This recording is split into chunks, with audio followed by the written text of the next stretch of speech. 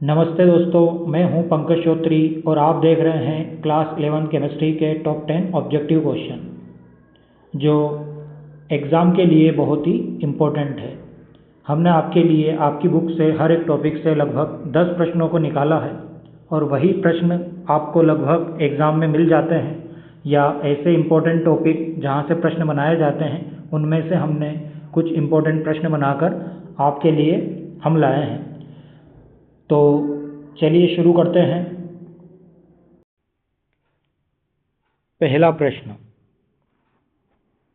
Bohr के अनुसार electron की स्थिर कक्षा में गति करते समय कौन सी ऊर्जा उत्सर्जित या अवशोषित नहीं होती है? तो उसका नाम है विकिरण ऊर्जा। इस ऊर्जा का ना तो उत्सर्जन होता है ना अवशोषण होता है, तो डी ऑप्शन इसका सही है। अगला प्रश्न है, बोहर मॉडल के अनुसार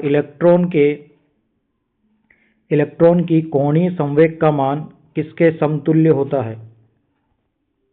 तो इसका सही ऑप्शन है NH/2π के। ए ऑप्शन इसका सही है। अगला प्रश्न है, बोहर के मॉडल में n क्या दर्शाता है? तो n बराबर मुख्य क्वांटम संख्या होती है, तो ये सी ऑप्शन इसका सही है।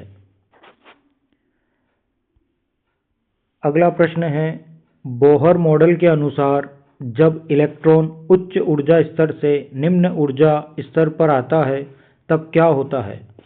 तो जब इलेक्ट्रॉन निम्न ऊर्जा स्तर पर आता है तो वह ऊर्जा का उत्सर्जन करता है। बी ऑप्शन इसका सही है।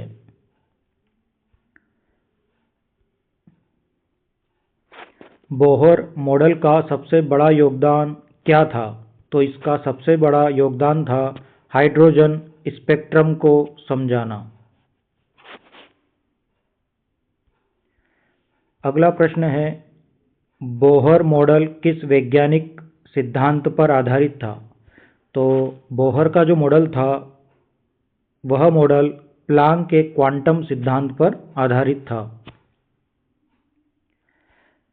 अगला प्रश्न है, बोहर के अनुसार परमाणु की कक्षा में इलेक्ट्रॉन की ऊर्जा कैसी होती है? तो वह हमेशा ऋणात्मक होती है।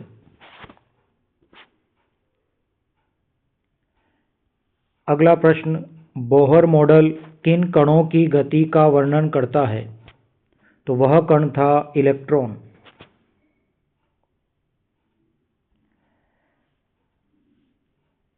अगला प्रश्न है, निम्न में से कौन सा कथन बोहर मॉडल की सीमा है? तो यहाँ पर इसका सही ऑप्शन होगा, इसकी जो कमी थी वह थी यह बहु इलेक्ट्रॉन परमाणु को नहीं समझा सकता है। तो ऐसे परमाणु जिसमें एक से अधिक इलेक्ट्रॉन होते हैं उनके बारे में ये नहीं समझा सकता है। तो ए ऑप्शन इसका सही है। अगला प्रश्न है, बोहर के अनुसार इलेक्ट्रॉन की ऊर्जा किस रूप में होती है? तो यह ऋणात्मक होती है।